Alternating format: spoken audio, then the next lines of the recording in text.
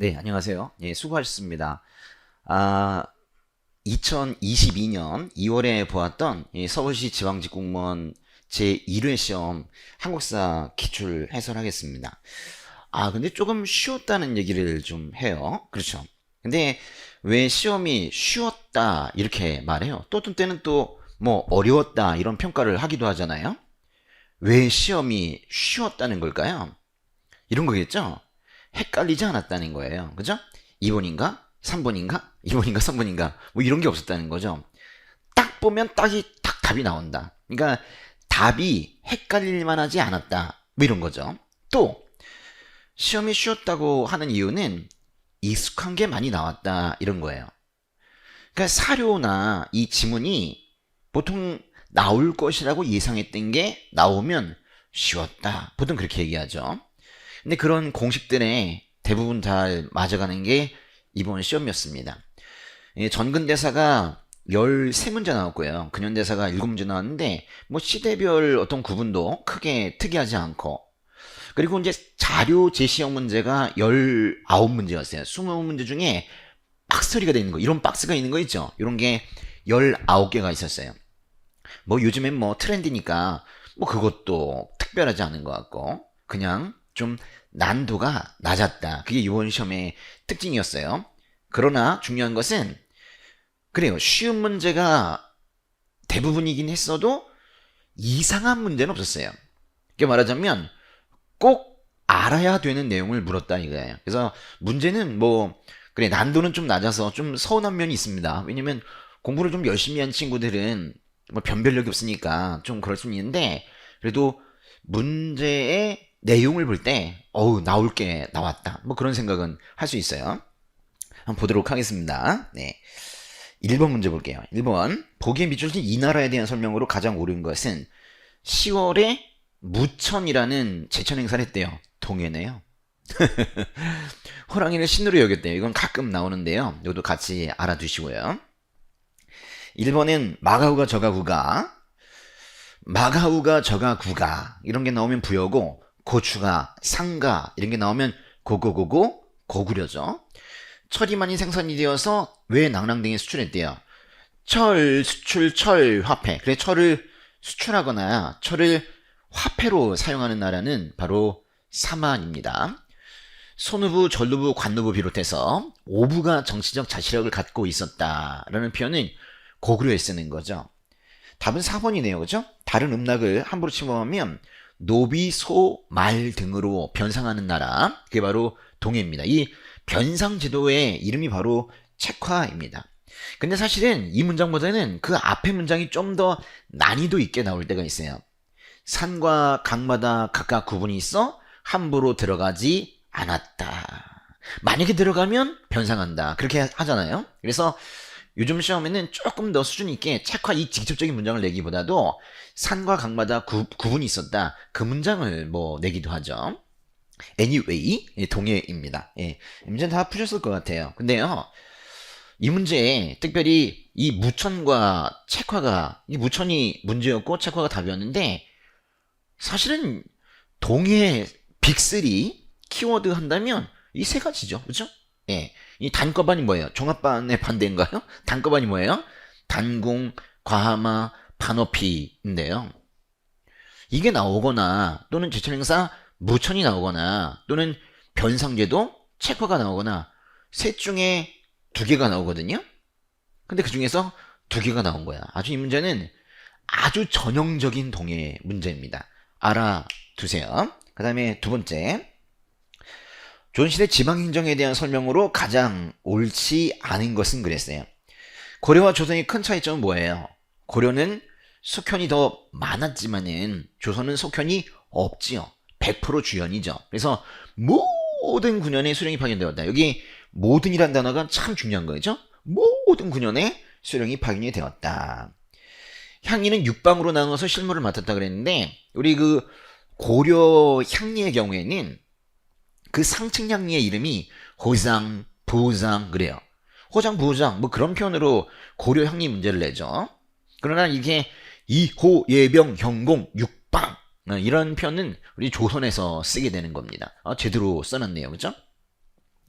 4번에 보시면 인구를 늘리는 것도 수령이 중요한 인물이에요. 여러분 수령이 중요한 인물이라는 건요. 수령이 해야 되는 7가지 일, 수령 칠사를 말해요. 수령 칠사는 뭐 여기저기에 나와 있는데 우리 시험은 보통 경국대전에 나오는 그런 수령 칠사 그걸 기준으로 합니다. 수령 칠사가 이런 거잖아요. 농업장려, 교육진흥, 교육진흥이라는 게 바로 향교를 관리하는 그런 일을 얘기하는 거죠. 소송이 간결해야 되고요. 치안유지, 군정안정, 호구확보, 부역균등인데 여기서 말하는 호구확보가 뭐예요? 일단 사람이 많아야 된다는 거예요. 사람이 많아야 군대도 가고 사람이 많아야 세금도 내고 사람이 많아야 농사도 짓는 거 아닙니까? 그러니까 이 수령해야 되는 일 중에 하나가 바로 인구를 늘리는 거예요. 그래서 여기 인구를 늘리는 것 이것이 단순하게 수령해야 되는 중요한 일이다는 게 아니라 수령 칠사 중에 하나가 인구 증가이다 라는 거예요. 이게 4번은 맞는 얘기입니다. 3번이 틀렸는데 조금 아쉽습니다. 왜냐면 너무 티가 나거든요. 제가 보기에만 그렇습니까? 그 경제소와 유양소의 자리가 사실은 이렇게 바뀌어야 되거든요. 경제소가 뭐예요? 서울에 있다. 유양소는 유한다. 향촌에 스테이 유한다. 이게 시골에 있는 거고 이건 중앙에 있는 거잖아요. 경제소와 유양소의 관계는 뭐예요? 중앙이 지방을 통제한다라는 거잖아요.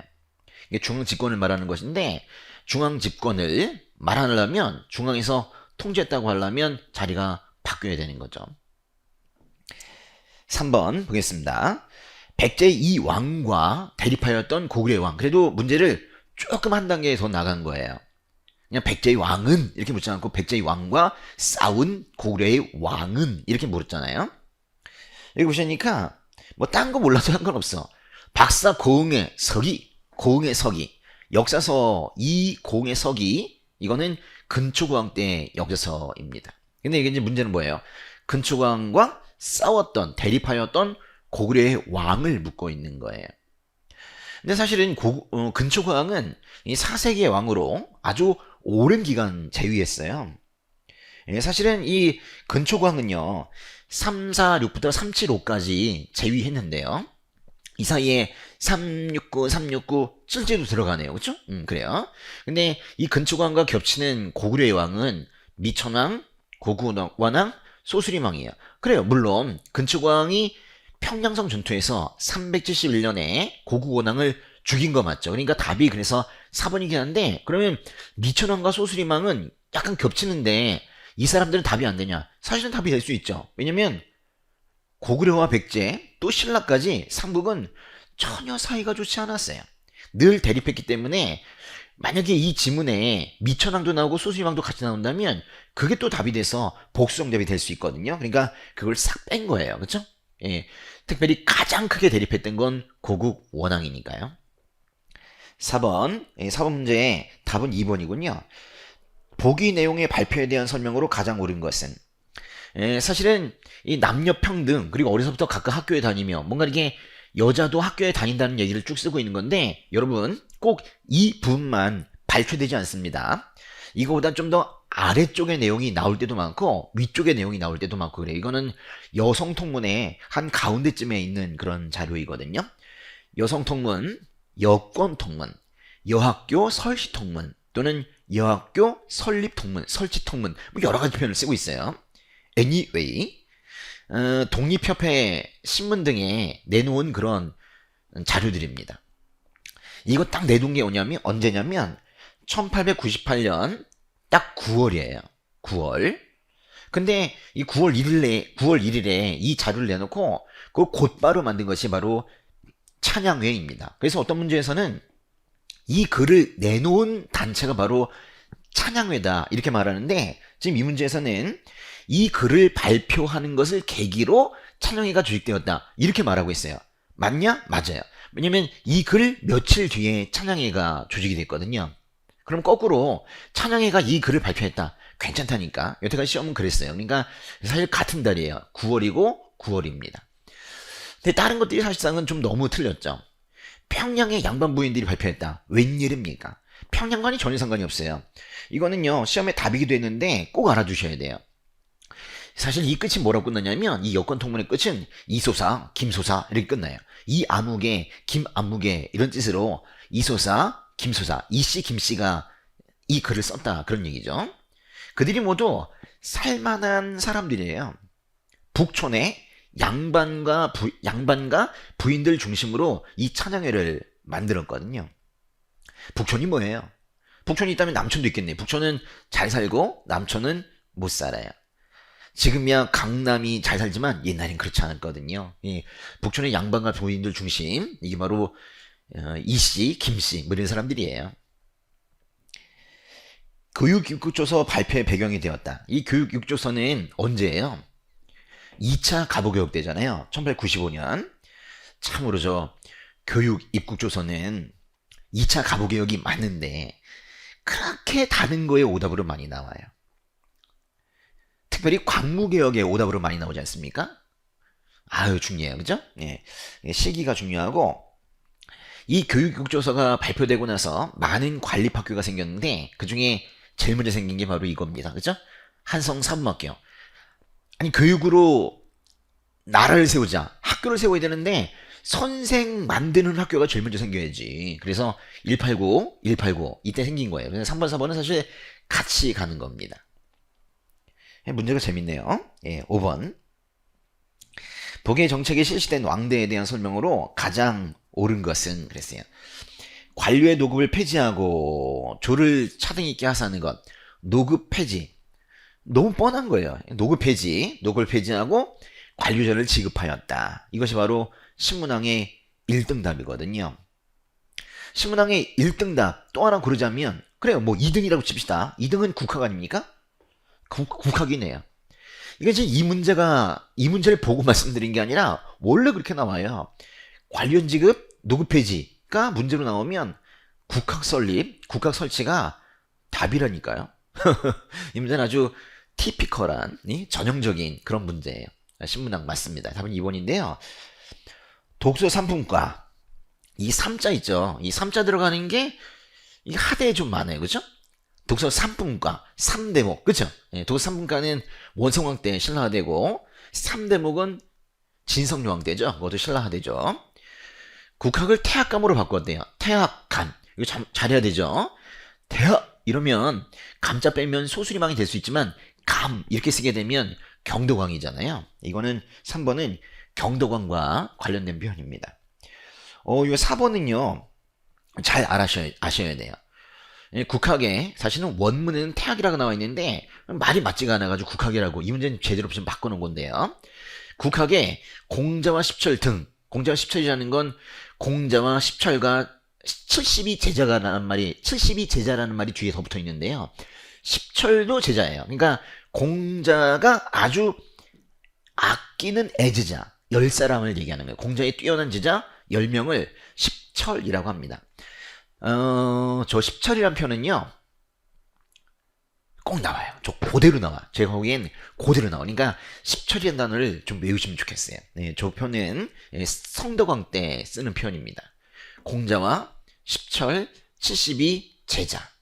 그들의 화상을 안치하였다. 여기까지가 바로 성덕왕 때입니다. 6번. 보기에 밑줄 친 이 단체에 대한 설명으로 가장 옳은 것은 보세요. 이 진짜 재미있다. 네, 보세요. 조선국권 회복 단, 풍기 광복 단회. 너무 단단하죠? 그렇게 하면 돼요. 그죠? 묶이면 뭐가 돼요? 회가 되죠. 무슨 회예요? 광호회야? 뭐야? 대한광복회죠. 그죠? 조선국권 회복 풍기 광복 합쳐지면 대한광복회입니다. 대한광복회는 공화정치를 실현하는 것을 목표로 했습니다. 뭐 신민의 이후에는 대한독립의군부 말고는 다 공화정치이긴 하지만은 주로 대한광복회의 그 정치 체제의 목표를 물어요. 대한광복회의 아주 괜찮은 답 중에 하나입니다. 여기서 말하는 친일 부호가 바로 경상도 관찰사 장승원과 도고면장 박용화를 말하는 거죠. 장승원, 박용화. 이것도 알아두시고 이 두 사람을 죽인 사람이 바로 박상진입니다. 그죠? 박상진이 바로 대한광복회를 이끌었던 사람인데요. 같이 알아두시면 좋겠습니다. 일본에 신흥 강습소를 설치했다 그랬어요. 여기 신이죠, 신. 이게 바로 신민회가 흥하게 한다, 뭐 이런 뜻이에요. 신민회입니다. 블라디보스토크의 연해주죠. 최초의 임시정부, 최초의 망명정부를 만들었다 그랬는데, 이 망명정부의 이름 자체는 이거죠. 대한광복군 정부. 그런데 이거를 수립하였다라고 만든 거는, 이 최초의 망명정부를 만든 단체는 바로 권업회입니다. 대한독립선언서를 발표했다. 이거는 언제 발표했어요? 1918년입니까? 1919년입니까? 그거 가지고 뭐 학자들이 계속 싸우고 있죠. 18년에 썼다. 근데 19년에 발표했다. 뭐 이런 이상한 말도 하고 그러는데, 그래서 이거는 분명히 뭐 18년이라고는 하는데 19년 3월 1일 뭐 그 즈음에 발표했을 거예요. 그래서 순서는 잘 묻지 않아요. 대한독립선언서. 이거는 딱히 어떤 단체가 한 것이 아니라 간도의 독립운동가들 30여 명이 한꺼번에 선언한 그런 독립운동 선언서죠. 그 다음에 7번 보겠습니다. 진짜 재밌다. 7번에 진성왕 8년에 시무 10여 조 올린 사람은 바로 최치원이죠. 근데 여기 보시면 이런 말이 있어요. 진성왕이 이를 좋게 여겨 받아들이고, 최치원의 시무 10여 조가 그대로 받아들여졌나요? 그래요. 이 표현을 이렇게 쓴 거는, 왕은 처음에 글 잘 쓴다 그러면서 이제 받아줬는데 신하들이 다 반대했어요. 결국 받아들여지지 않았습니다. 아찬으로 삼았다. 그 대신 너 아찬 시켜줄게. 육두품이 올라갈 수 있는 가장 높은 직급이 바로 아찬인데요. 최치원이 적지 않이 실망을 했을 거예요. 내가 그래도 빈군과에도 급제를 하고 중국에서 지방 행정 경력도 있는데, 이게 뭐냐, 이 아찬이. 이게 너무 심하다. 대아찬이 결국 돼 있었구나. 그래가지고 은거 해버렸죠. 바로 최치원에 대한 글인데, 최치원의 오답은 항상 김대문입니다. 아주 제대로 된 거예요. 신라 대 최치원의 오답은 뭐다? 신라, 중대, 김대문이 오답이에요. 김대문의 책들은 아주 그 제목이 담백해요. 화랑세기, 화랑 이야기죠. 악본, 음악 얘기죠. 한상기, 한산주 얘기죠. 이런 것들은 다 김대문의 책이에요. 최치원의 책이 바로 이런 거죠. 개원필경, 제왕연대력, 이런 겁니다. 이거 잘 보셔야 되는데, 김대문의 책 중에 개로 시작하는 게 있죠. 뭐가 있어요? 계림잡전이 있죠. 계림잡전. 그래서 우리는 요 원자랑 요 원자를 같이 보셔야 돼요. 그래서 개원필경은 최치원필경, 이렇게 외우는 게 좋겠죠. 그렇게 외우세요. 개원필경은 최치원필경, 그렇게 하는 거예요. 예, 답은 3번입니다. 8번. 왕으로 즉위하여 활동하던 기간. 그러니까 이 지금 빗줄친 사람이 아직은 왕이 아닌가 보다. 예. 강조는 김치향 일파를 제거했대요. 강조의 정변이군요. 국왕마저 패한 후 이 첫 번째 국왕은 바로 목종이에요. 그래서 이 강조의 정변으로 목종이 죽고, 그래서 왕이 된 사람은 현종이에요. 현종 문제를 이렇게 요새는 강조의 정변 문제로 내요. 강조의 정변으로 죽은 사람보다는, 그래서 왕이 된 사람이라고 하면 바로 현종이거든요. 네, 대장공군이 현종이 왕이 되기 전에 가지고 있었던 이름입니다. 답은 1번인데요. 현화사. 이게 너무 쉬운 게 현종, 현화사 그래요. 현화사도, 현화사 7층사부터 다 모두 현종 때예요. 항상 이 말을 앞에 붙이죠. 부모의 명복을 빌기 위해 현화사 이렇게 말해요. 근데 이거는 예전에 2019년 지방지 9급에 나왔던 그런 문장이기도 합니다. 이거 알아두시고요. 그 다음에 광군, 광광광, 광종인가요? 아니죠. 예, 이거는 오히려 정종 때고요. 그리고 강동 6주, 성종 때죠. 서희가 외교 담판으로 찾은 게 바로 강동 6주입니다. 제주대장경의 각판 사업에 착수했다. 이건 누구로 풀어야 되나요? 제주대장경. 이게 바로 8만 대장경인데요. 이게 만약에 그래요. 제주대장경 왕 문제라면 고종이겠죠. 근데 누가 했냐 그러면 최우고 승려 문제이면 숙이에요. 숙이라는 이게 승려 이름인데 수기 뭐라고요? 수기 이 숙이라는 사람이 오답으로 나온 적도 있었고 한 번은 정답으로 나온 적이 있었어요. 그래서 대장경 8만 대장경을 만드는데 이 사람이 교형도 하고 편집도 하였다 뭐 이렇게 나온 적이 있었어요. 세 사람을 같이 알아주세요. 대장경 하면 고종, 최우, 수기 이 세 사람이 같이 연관이 되어 있습니다. 그런데요 이런 문장이 처음에 한번 나온 적이 있었거든요. 현화사 불교 세력과 강력한 유대 관계를 가지고 있었대요. 누가? 현화사를 만든 건 현종 맞아요. 근데 현화사 불교 세력과 강력한 유대 관계를 맺고 있었다. 여기다가 아들을 집어넣었어요. 이 절에다가 아들을 집어넣어서 그 현화사 불교 세력과 소통한 사람은 이자겸입니다. 그래서 이자겸 문제에 딱 한 번이긴 하지만은 이런 식으로 나온 적이 있었어요. 같이 알아주세요. 현화사 불교 세력과 강력한 유대 관계를 가지고 있었다. 그러면 이자겸 문제예요. 9번 보겠습니다. 예. 보기의 내용 중 옳은 것을 모두 골라라 그랬어요. 정상기는 최초로 백리를 한자로 백리척이군요. 우리나라의 지도제약 수준을 한 단계 높였대요. 근데 정상기가 만든 건 동국 여지도 아니죠. 그래요, 맞아요. 동국 여지도나 동국 지도나 모두 영주 때 거는 맞는데 동국 여지도는 정상기가 한 게 아니에요. 동국 그냥 지도 그래야 되죠. 물론 동국 여지도도 시험에 좀 나옵니다. 동국 여지도는 동국 영지도 이렇게 부르면 돼요. 동국 영지도 영주 때거든요. 그래서 이거는 좀 구분을 하셔야 되는데 이 두 가지를 좀 아셔야 되죠. 최초 실칙 지도가 있고 최초의 백리척 지도가 있어요. 둘 다 최초인데요.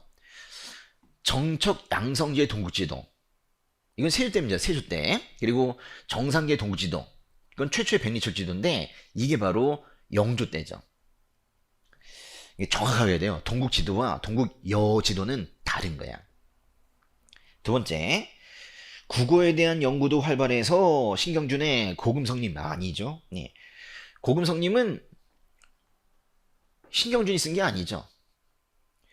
오히려 신경준은 의문 연구소를 썼다고요. 훈민정음운해라고 해야 되겠죠. 이 뒷부분은 맞아요. 그죠? 언문지는 맞아. 그래서 우리는 아예 외울 때 언문희 희로 끝나니까요. 언문희 이렇게 외우거든요. 이게 맞는 얘기예요.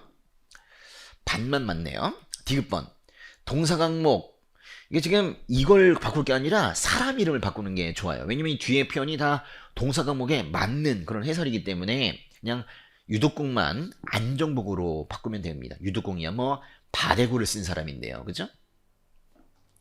리을번은 맞는데요. 이중환의 택리지. 이중환의 택리지는 어떤 내용이에요? 선비가 이사를 간다. 근데 책을 보고 이 동네가 괜찮네 라는 거죠. 그 책에 어떤 내용이 나와요? 마을을 고르는 기준으로 지리, 생리, 인심, 산수 이런 게 나오잖아요.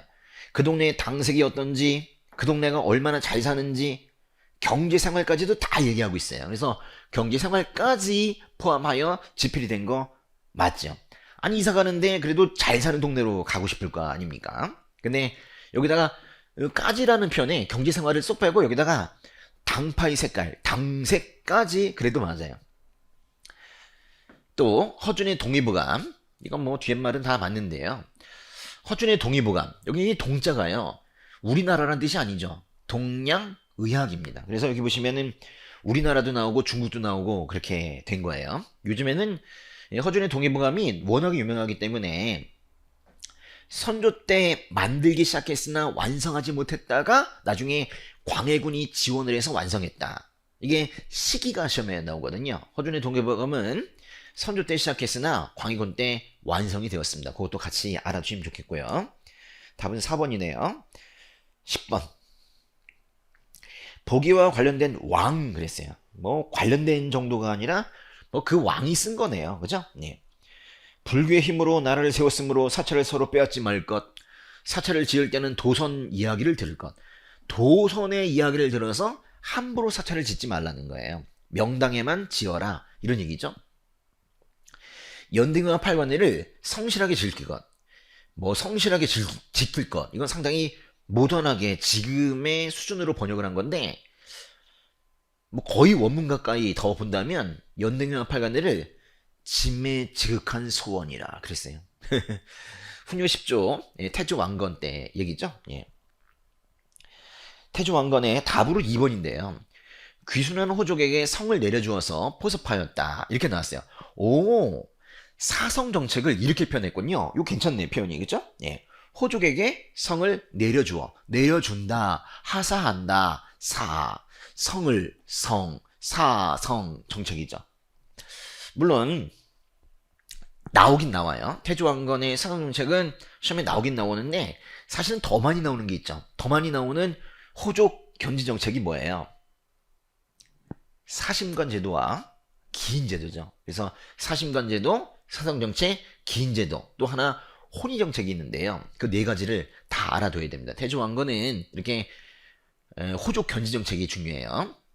1번에 보시면 쌍기가 나왔네요. 과거가 나왔네요. 광종이죠. 전시관을 실시했다. 아무 말 없이 그냥 전시관을 실시했다면 아마도 전시관을 시작한 거를 말하니까 이거는 경종으로 풀어야 될 거예요. 시정 전시과 얘기 있군요. 공복을 등급에 따라 지정했다. 공복을 등급에 따라 지정했다.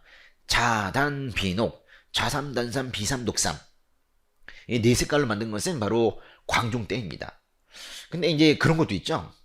현종 때 향리의 공복 제도를 만들었다. 그것도 같이 알아두시면 좋을 것 같아요. 11번. 제가 전날에 패한 원인은 적들이 모두 말을 탔고 우리는 보병이었기 때문에 우리가 당했습니다. 기병이 무서워요. 말 타고 다니는 사람들은 여러분 말이 작지 않습니다. 여러분이 탔던 말은 조랑말이에요. 그죠? 우리가 제주도에 가서 체험하면서 타는 건 조랑말이란 말이에요. 근데 실제 말은 전투말은 상당히 높아요. 그리고 거기에 건장한 남자가 타면 그냥 앉아 있어도 2m가 훌쩍 넘습니다. 근데 거기 위에서 긴 창을 들고 툭툭툭툭 이러면서 사실은 조금 좀 그런데요. 머리를 그냥 자르면 다니는 거예요. 이렇게 툭툭툭툭. 여진족의 그 기병부대에 도저히 당해낼 수 없었던 게 바로 고려입니다. 그래서 고려는 기병을 강화한 부대를 만들었죠. 그게 뭐예요? 신기군이죠. 신기군이 포함된 군대가 바로 별무반입니다. 그래서 여기 답 자체가 별무반이에요. 아, 이거 좀 심하다. 그죠? 별반에 대한 설명을 좀 물으면 좋았을 텐데 별반이 답이었네요. 근데 오히려 요즘 시험, 다음 시험을 대비하기 위해서 좀 더 알아두신다면 별반은 숙종 문제로도 좀 나오죠. 그죠? 숙종 때 설치하였다. 그리고 윤관이 건의했다. 또 여진족을 대비하기 위한 거죠. 거란족이 아니죠. 이것도 같이 알아두시면 좋겠습니다. 12번. 네. 천주교 전파 상황을 순서대로 바르게 나열한 것은 그랬어요. 여기 보시면은 기억번에 이승문이 영세 세례를 받고 들어왔대요. 이 서양 신부라는 건 아마도 그라몽 신부인 것 같죠. 그라몽 신부에게 세례를 받고 돌아왔다. 1784예요. 윤충이 모친상 때 신주를 불사르고 이게 신주 소주 사건 진산에서 있었기 때문에 진산 사건 이렇게 부르기도 하죠. 이것도 마찬가지로 정주 때인데 이게 세례가 먼저이고 그 다음에 윤지충이 그 다음에 나오죠. 윤지충 신주 소주 사건으로 일어난 것이 1791에 신해박해입니다. 바로 니은번이 바로 신해박해의 원인이죠. 디귿번 이수광의 지복유설에서 천주시리가 소개됐대요. 맞죠? 네. 이수광의 지복유설에서 소개한 책은 이전에도 몇 번 나왔는데요. 천주시리와 그리고 서양식 세계지도, 마테오 리치의 고려만국전도죠. 고려만국전도도 이때 소개가 되고 있어요. 다 광해군 때입니다. 1614 이게 뭐예요? 폐무살 직후에 광해군에게 크게 실망한 이수광이 집으로 가서 쓴 것이 바로 지봉 이수광의 지봉유설입니다. 황사용이 나왔어요. 이거 황사용은 신유박해의 연장선상에 있는 거죠.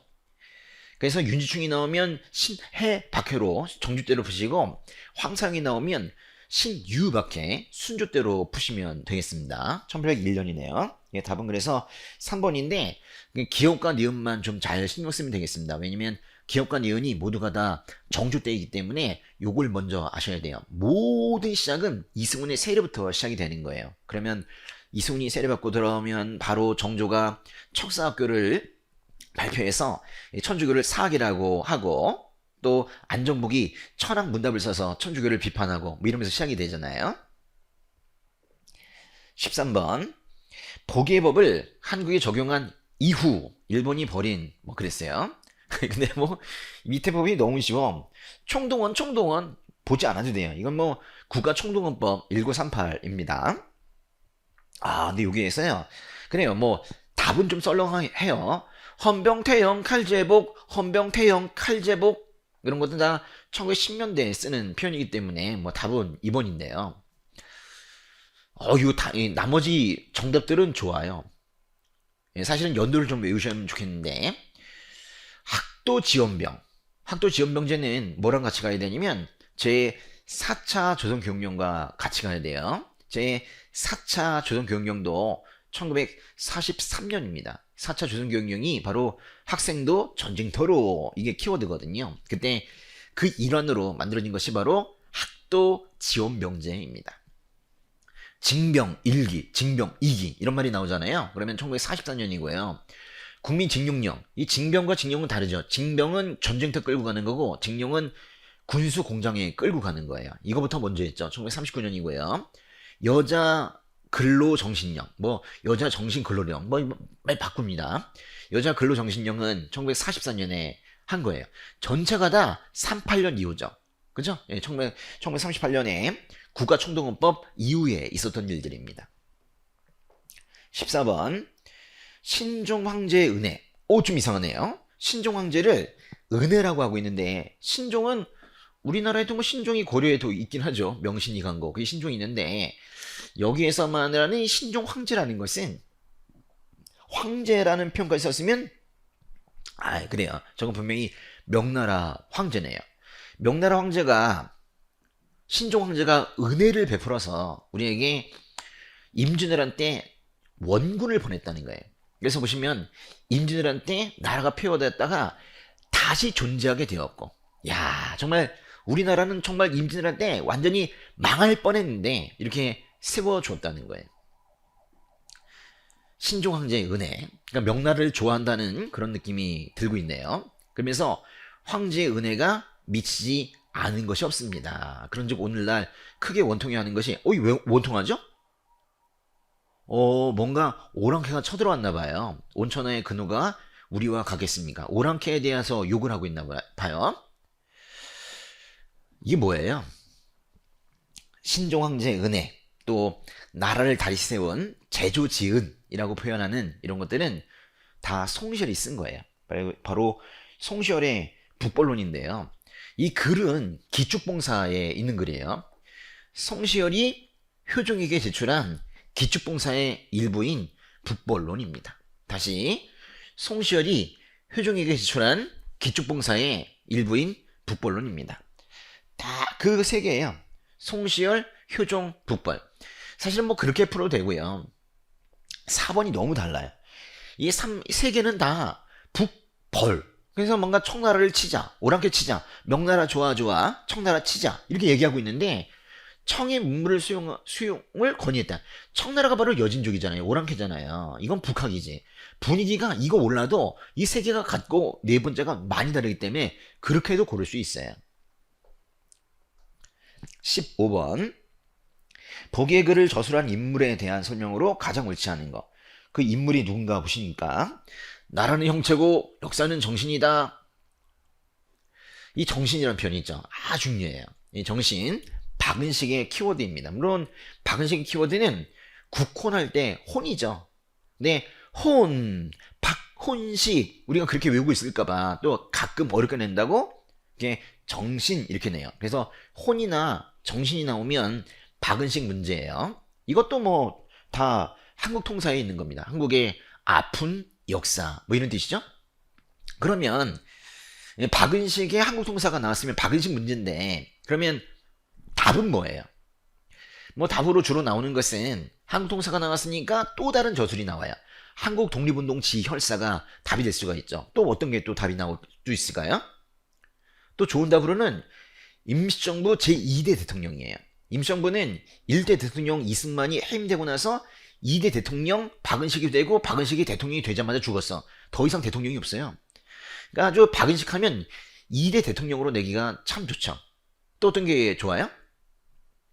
그래요. 노인동맹당 만들었다는 거. 노인동맹당 만들었다. 박은식. 그것도 중요하죠. 또 뭐가 좋아요?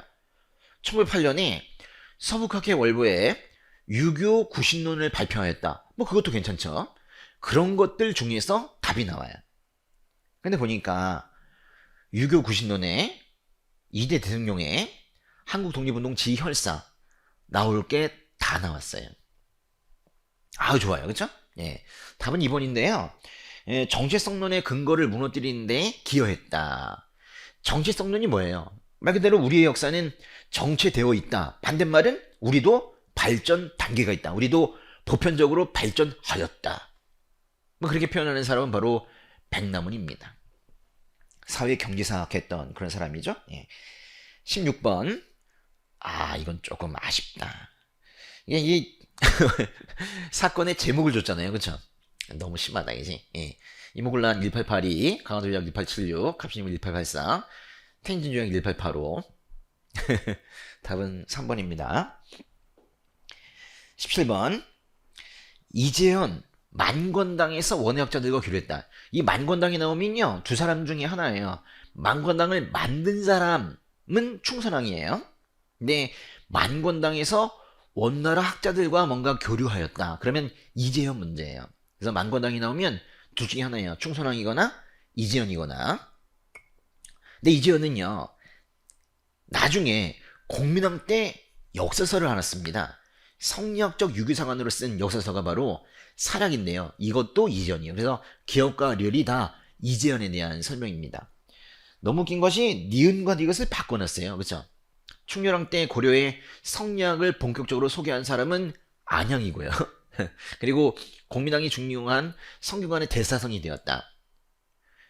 중용이 뭐예요? 다시 지었다는 거죠. 성균관을 다시 짓고 이 색을 디스컬러, 이 색을 판계성 부사겸 성균관 대사성으로 삼았다라는 문장이 나오면 오히려 공민왕 문제입니다. 이거는 하나만 맞네요. 기억만 맞아서 답은 1번이고요. 예. 18번. 보기 1의 선언문을 발표한 정부 시기. 이건 아주 늘 나오는 것 중에 하나입니다.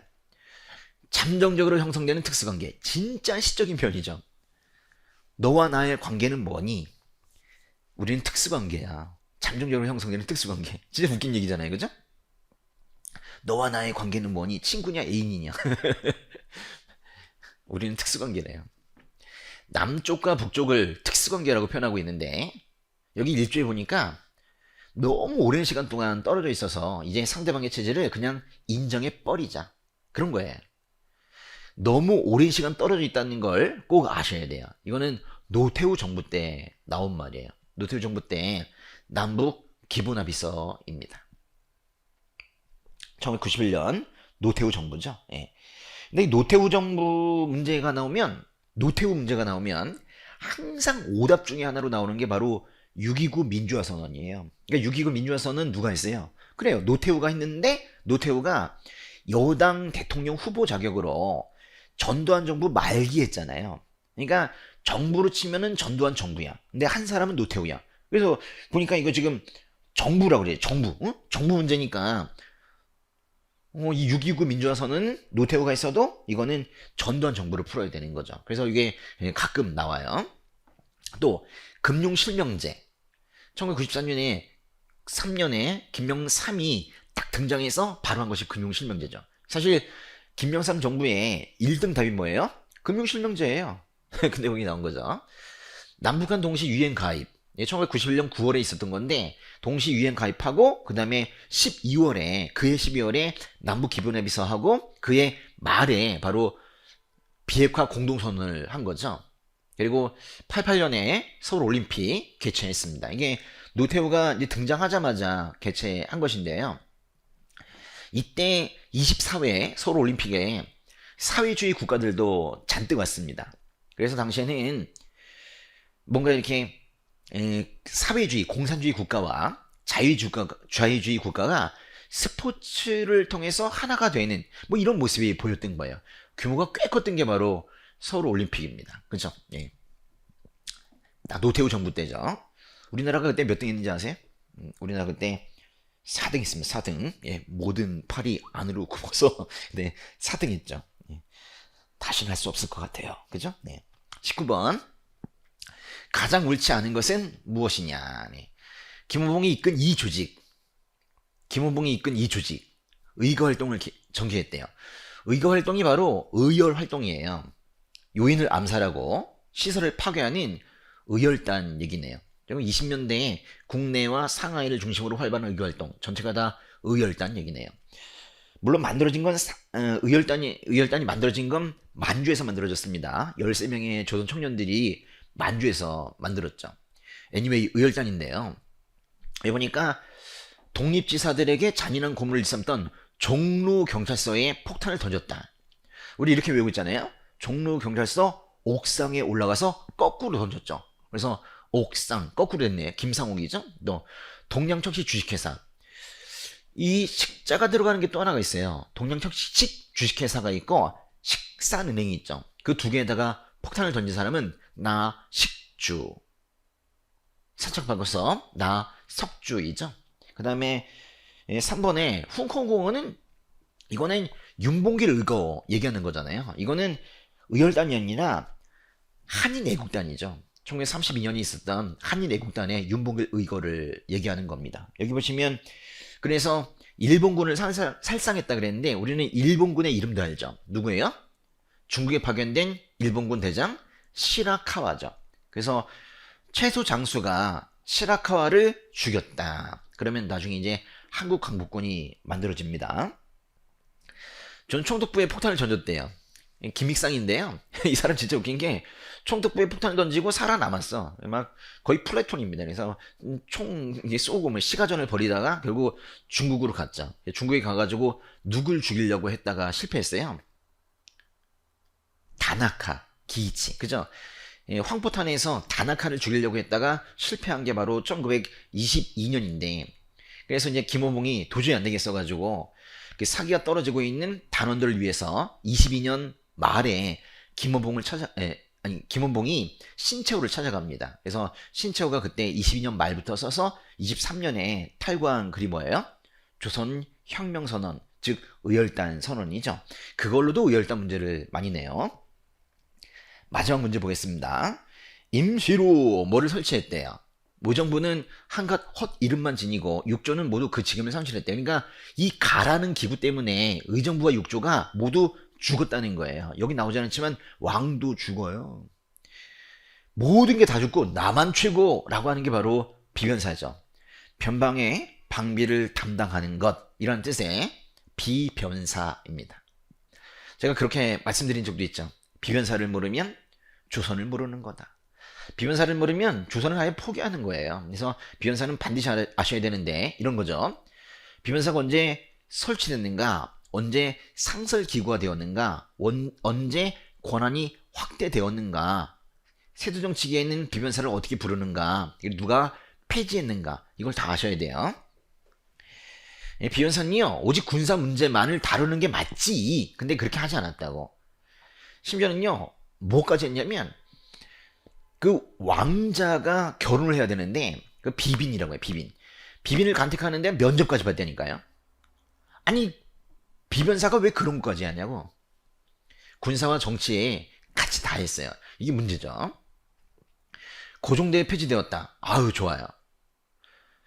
고종대에 폐지됐다는 건 사실 흥선대원군이 폐지됐다는 거에 다른 표현이죠. 요즘은 이런 식으로도 많이 나옵니다.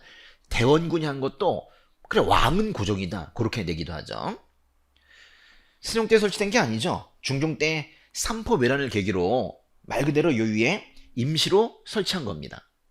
언제 상설기구가 돼요?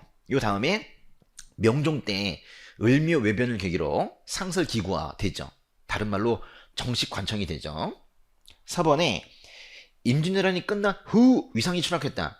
사실은 이 끝난 후라는 표현도 맞지 않고 임진왜란이 터지자 임진왜란, 요건 지워야 되겠다. 예.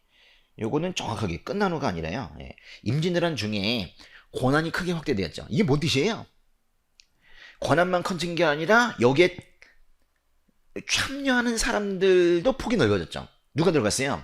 삼정승이 들어갔죠. 영의정, 우의정, 좌의정, 그리고 오조판서가 들어갔죠. 오조판서가 들어갔죠. 누가 빠졌어요? 이호, 예명, 형, 공조판서가 빠졌죠. 공조판서가 빠졌다는 것도 비변사 문제에서 꼭 나옵니다. 예, 여기까지 하시는데요. 문제가 좀 미리 이전에 말씀드렸듯이 괜찮아요. 예, 좀 쉬운 게 좀 단점이긴 한데 복습할 가치가 상당히 있는 그런 시험이라고 생각합니다. 예, 수고하셨습니다.